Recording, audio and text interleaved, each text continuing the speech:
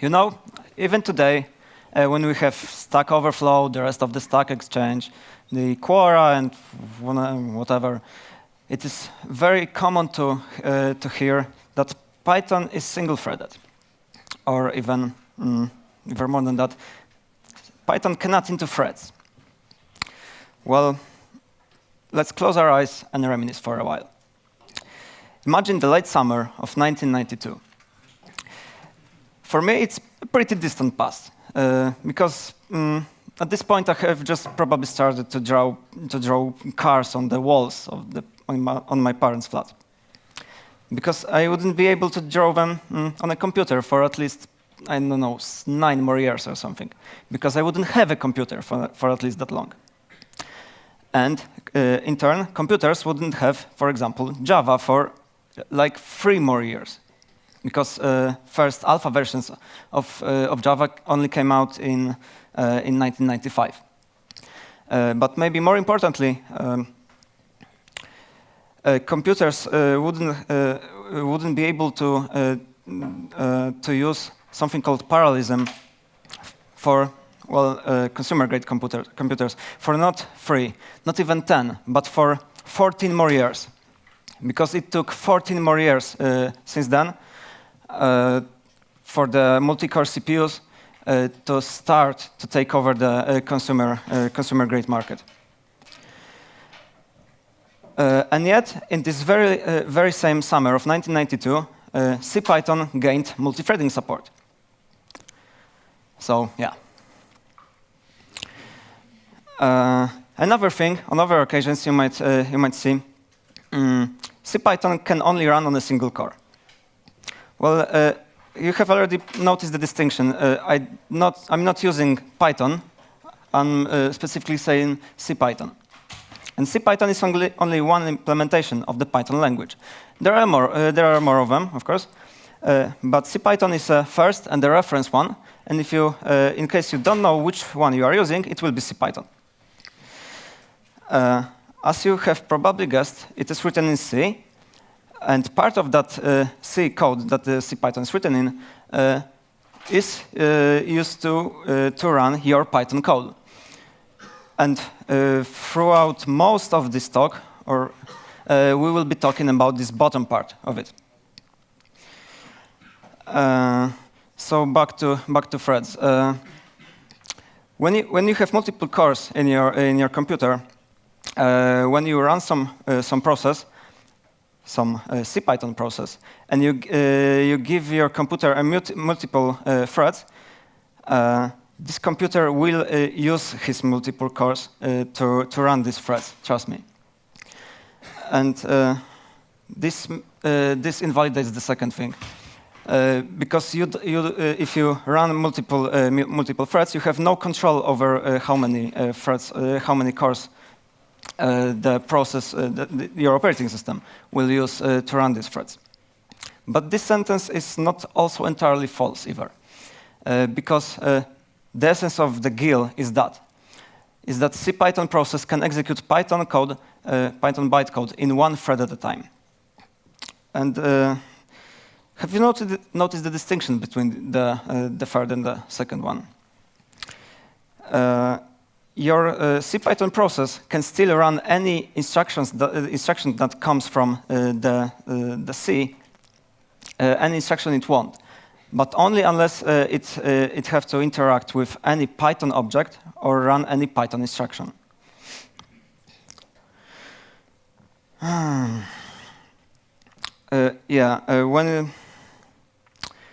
I was browsing the internet the other day, I came to realize that these misconceptions about CPython are so widespread, it made me think, well, we need to talk more about this. But until that, commercials first. You already know my name and my company, and what we are doing. Well, it is something called client acquisition automation, and we are doing it through Python, on Docker, on Nomad, on Google Cloud, and with some machine learning sprinkle, all of that. And if, in case you're interested, well, talk to me later. We won't be talking about it now. Also beware, this talk will be technical, but maybe not in a way that you are expecting. You will have a lot of technical questions after that, and that's perfectly okay. I will try to answer some of them if we have time, and I will try to point you out at some directions which will help you explore this. But that will be at the end. Yeah. So what's the hassle with the GIL? Why this presentation? I've already told you about the misconceptions about the CPython. There's still a lot of perpetual confusion about what CPython can and cannot in terms of threading and parallelism by large. But it's also not only about these misconceptions. Because you see, the GIL wasn't like granted to us by writing in stone or by some, I don't know, primeval creature or something. It was designed and implemented by human beings, much like us. And not only that, it has evolved since then. It was improved. It was even rewritten completely recently. And as such, it is always worth explaining and discussing, and improving, and possibly replacing with something better. But first, for something completely different. You know, there are two terms that people often confuse. These are the concurrency and parallelism. And they are often used like interchangeably, but they shouldn't be, because they just don't mean the same thing. So concurrency is a way of structuring the work, like logically. It is a way of structuring the work so you can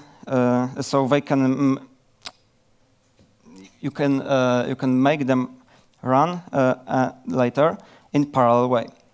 So imagine you have some work to do. You split it into tasks, and you can later make it run. For example, one after the other. You can split it even further and somehow interleave it, and that's still only concurrency. But you may also made it like at least partly independent, and make it run in parallel. So whereas the concurrency is a way of structuring the work like logically, parallelism is a way of executing this work physically on a CPU. And for achieving concurrency, well, the single core CPU is perfectly fine. But to achieve parallelism, you absolutely need multiple units of execution. For example, multi-core CPU. Yeah, so I was supposed to be talking about GIL.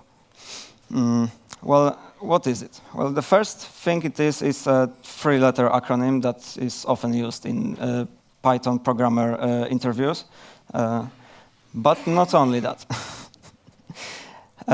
It's a lock-like structure that protects the CPython's interpreter, or otherwise called the virtual machine, from being accessed from more than one thread at a time. But why? Well, it's not the actual interpreter that needs protecting. These are other, well, four things. First thing, reference counters, which are with us since like forever in CPython. And what are these? Well, you know this concept called garbage collection, and there are a few ways of doing that, and the most popular one are maybe tracing garbage collection, but CPython mostly uses reference counting, and this is pretty simple concept that to all the Python objects, CPython attaches an integer that holds the number of references to that object. And when it happens that this number drops to 0, the CPython knows that it can deallocate this object, free it from the memory. But in a multi-threaded environment, well, these reference counters are something called shared resource. And shared resources poses funny problems, like, for example, race conditions. And what is a weapon that we use to fight race conditions? Logs. Another thing that needs protecting by this log is some internal global state that is not really worth digging into, but we must keep in mind that there's some shared state shared among all threads within each CPython process. That it's just there. You cannot forget about it. Third thing are mutable data structures. And if we looked from the Python perspective, we of course know that mutable means that they can only be like dictionaries and lists and more complex objects. But remember, we are talking about C perspective here. And we must also include strings and tuples and, of course, integers that we were talking previously. All these structures within a C process must be somehow protected, and they are now protected by the GIL. And last but not least, the C extensions or binary extensions, but also modules in the Python standard library that are written in C. Because you see, CPython always made it pretty easy to write multi-threading, correct multi-threading code. Also on the, it made it pretty easy to write it also on the C level. And I think that's the one of the main reasons why Python is so successful. And if you're like just sitting in the web development world, where you may not actually care about it that much, but a lot of Python ecosystems benefits from binary extensions like, for example, NumPy. Also, CPython made it pretty easy not only to interface from Python with C structures and functions, but also the other way around. So from C to Python objects and functions. And that is not that common. This all is also protected by the GIL. So it's all fun, but yeah, it's not without the cost. The cost that we are iterating over and over again, that we cannot run Python code within one process in multiple threads at a time. But is it really a cost for all of us? Well, there are a lot of ecosystems written in Python where this cost doesn't really matter. Well, first thing on this list is of course when we like have one thread only, because we have no parallelism whatsoever with single thread. Yeah, but also if we run multiple threads on a single core, it also doesn't matter because we can achieve no parallelism anyway on a single core. It is like physically impossible. More complicated example, if we have multi-threaded code, but it is I/O bound, it also may not matter that we have the GIL, because just before each I/O operation, the thread, just before going into the blocked state, releases the GIL, so other thread can acquire it in the meantime. Of course, when your code is I/O bound, you may have tried to increase the number of threads, and with more and more threads, statistically they wait more and more for the GIL, of course. But when you increase the number of threads, it is not without increasing also the memory consumption. And chances are you will exhaust your RAM first before the GIL will start to show its impact. And of course, it is very hard to generalize, so you must profile it for yourself. When you are using binary extensions, you also have the possibility that this cost may not matter, because when a C extension does something that doesn't require access to Python objects, it can safely release the GIL and let other threads acquire it in the meantime. Of course, when you are using some third-party binary extensions, you are at the mercy of the developers to release this log. But yeah, there's a chance that it is written well, correctly or efficiently. Okay, let's talk about the GIL itself. And please note we are talking about the CPython at least 3.2 here. How does it behave? Well, imagine we have a thread. If it's a single thread within a process, well, it just acquires the GIL and it runs forever, well, I mean, until it ends, and it's all good. But when a second thread joins the game, well, there may be a few cases how the things may turn out. Imagine the first thread runs, and second at this vertical line gets scheduled to run. He asks the CPython interpreter, can I acquire the GIL? And the GIL is already acquired, so, well, okay, no GIL for me. It goes to sleep with a timeout, and this timeout in CPython is called the switch interval. Because when this timeout elapses, the thread is woken up by the kernel, asks this question again, and again there are two cases here.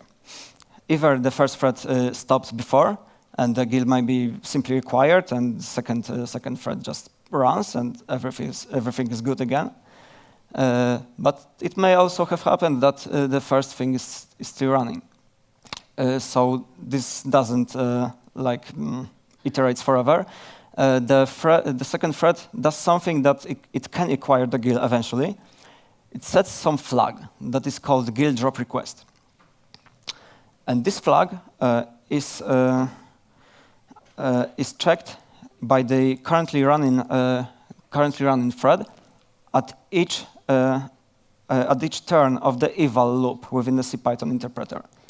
So at the next turn of the loop, the first thread checks this flag and see, okay, it has been set. So I'm dropping the GIL, and I'm going to sleep. So the first thread lets the other thread to basically acquire the GIL. Just before going to sleep, it also signals the second thread, so it knows that it should well be woken up.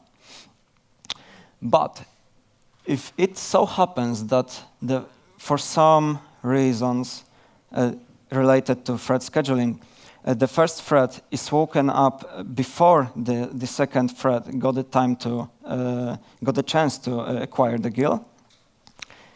The first thread, imagine it woken up. It of course asks if it can acquire the GIL, but before that, it does a very nice thing. It checks by these two other flags that if any other thread got a chance to acquire the GIL in the meantime. And this situation might look like it always like it happens like once in a lifetime or something like that. It turns out when the first thread is CPU bound, it actually is very, very common, and the first thread can spend like seconds, if not sometimes minutes, just running, and without these two flags, it will just hog the GIL like forever in the perspective of the second thread. But it wasn't always like this. This was implemented in CPython 3.2, and in 2.7 it was a little bit different. Well, this will be like going to the museum of sorts, but yeah. In the Python 2, the GIL was working a little bit differently. It used a concept of virtual instructions, also called ticks. And these all roughly translate to the Python bytecode, but in a surprising way sometimes. You see, the first line here translates to 1 tick, and the second thread also, even though the first is like instantaneous, and the second may take up a few seconds. And also the third line is like 2 ticks. So the thing here is you cannot really rely on the time between these ticks. But what is relying on these ticks is something called check operation. The check operation consists of, well, releasing the GIL, basically. And it happens every, by default at least, 100 ticks.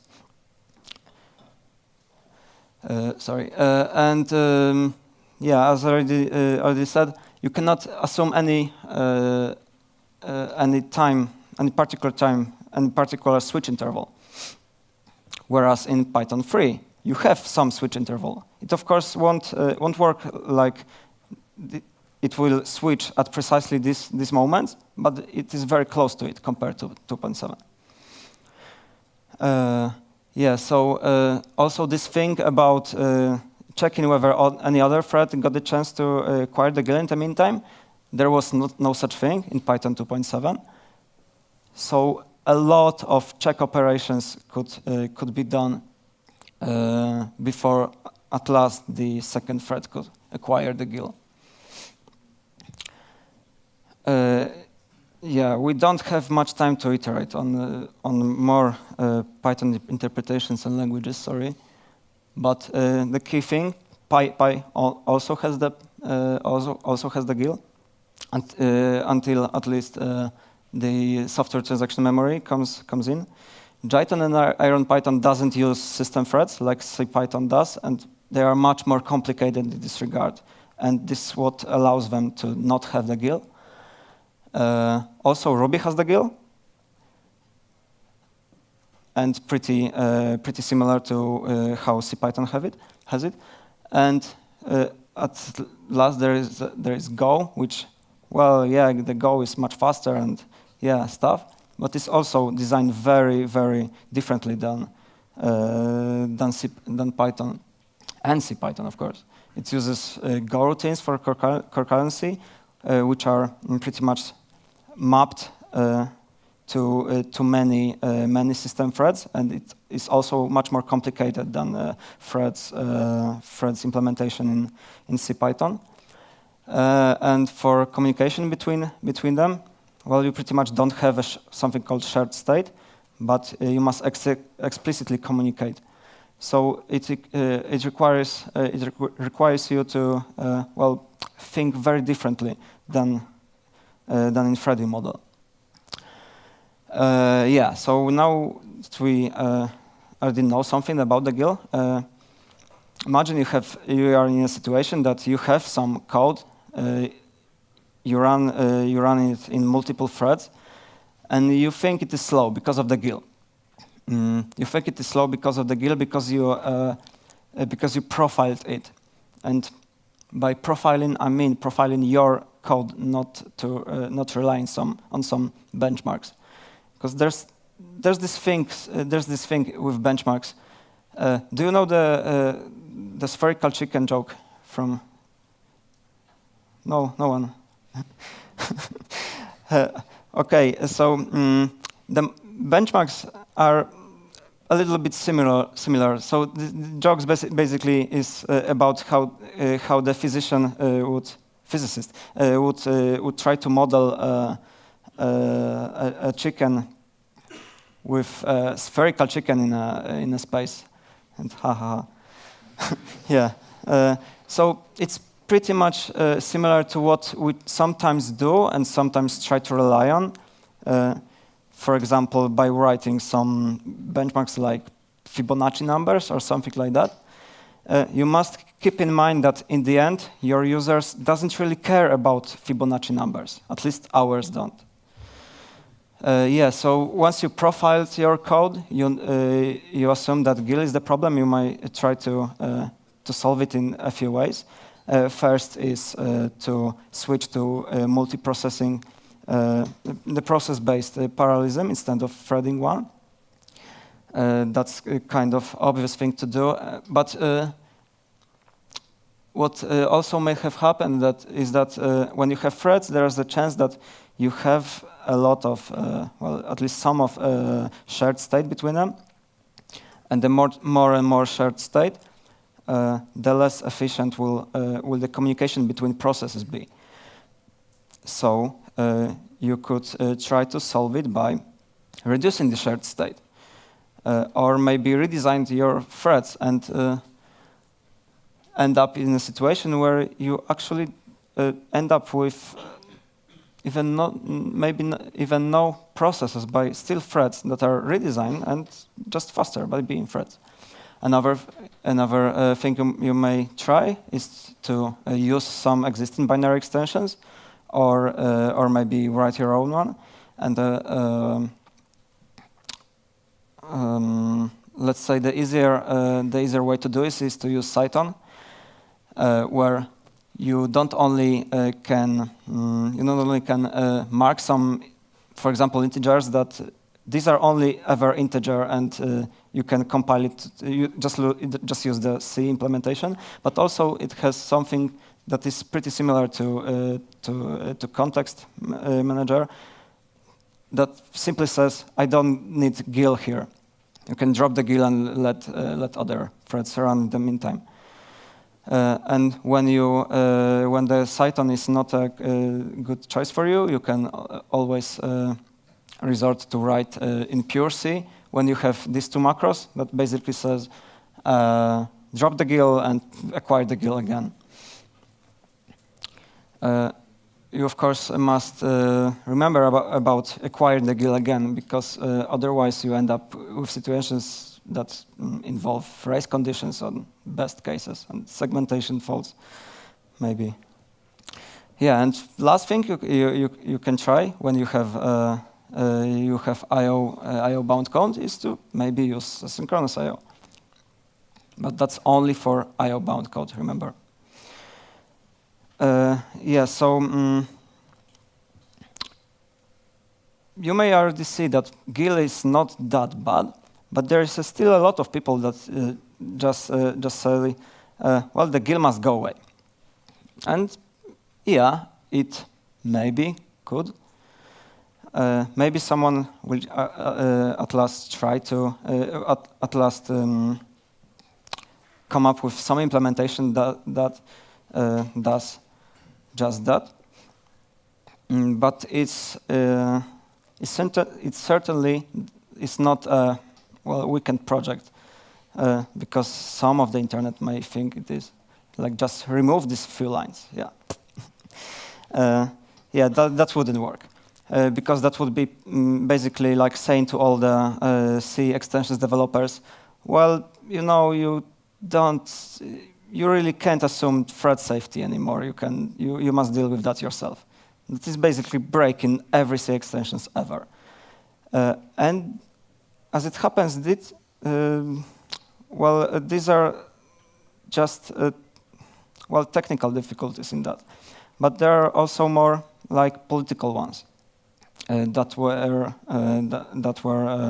posed by Guido van Rossum himself, and these are choices like single-threaded and multi-threaded IO-bound code cannot be slower than what we already have with whatever we replace the GIL with. And the second thing is C extensions compatibility, that simply must stay in the same way that it is done now. And three, the complexity of whatever the thing that would replace the GIL cannot be higher than one we already have. Cannot be much higher. So this is pretty obvious. With Python 3, the CPython broke compatibility with every C extension, and we are still in there is a lot of scar tissue still, even after the like 5 years since we have usable Python 3. But this may be confusing because well, we're trying to remove the GIL to increase performance. So why would it go down? Well, it was tried before, and it was tried even in like 1996, where the GIL was replaced by finer-grained locking, so basically attaching a lock to every Python object, and that's the instant performance hit. But also there was something that was called free-threading patch. It was also based on finer-grained locking, and it also, as it happens, made also multi-threaded execution slower. Because not only because of the additional locking overhead, but you know, modern computers rely much on CPU caches, and when you have multiple threads that run that are interleaved on the processor,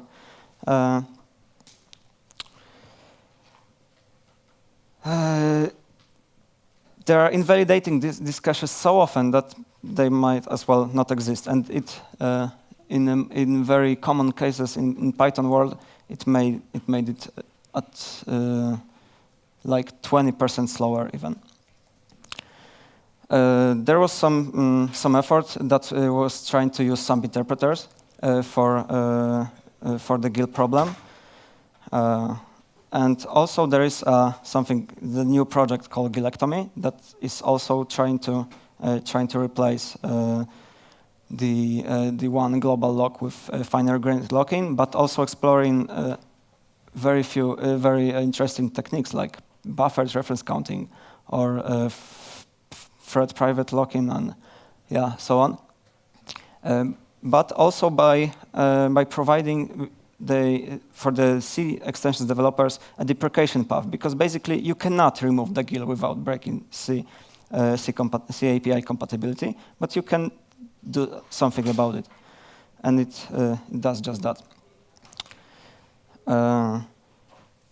So there is some movement in that project. I suggest to you to just look at the repository.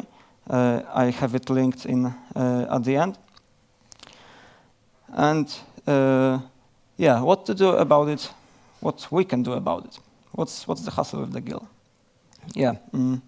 We can do nothing, because in a lot of cases, it just doesn't matter that we have some global lock. Or if you are sure that it matters to you, well, as I already said, you would have a lot of technical questions still, and I'm suggesting more research. I have it linked at the end for a lot of materials, mainly from David Beasley, who's like the GIL guy or the guru of this topic. You can finally migrate to Python 3, so the performance might actually be the reason to migrate. And last but not least, when you try to act on the performance problem, first you absolutely must profile your current situation, and only then try to for example, switch to process-based parallelism, or even maybe rewriting the whole thing. And I hope that's still Python. That's one link to rule them all. Also to the GILectomy project, I strongly suggest to take a look. And thank you.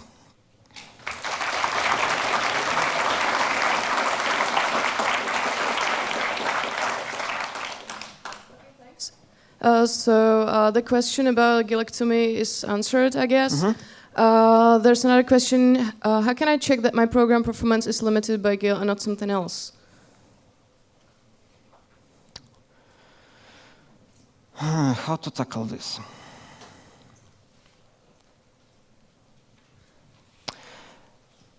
Well, you can use some profilers that provides you with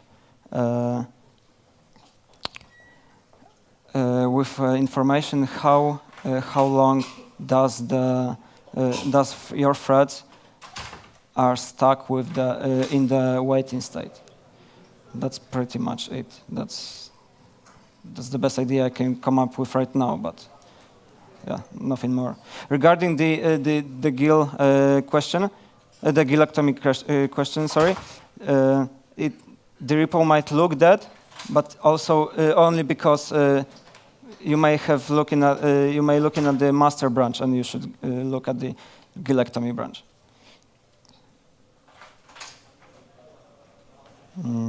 I think the third one is already answered also. Yeah, we're running out of time. Yeah. More people are coming in for the next talk. Yeah. So last thing from me. Yeah, I absolutely talking about it like third time today, but yeah, you can take a look at the GILectomy project and just contribute to it. It looks very promising. Thank you very much.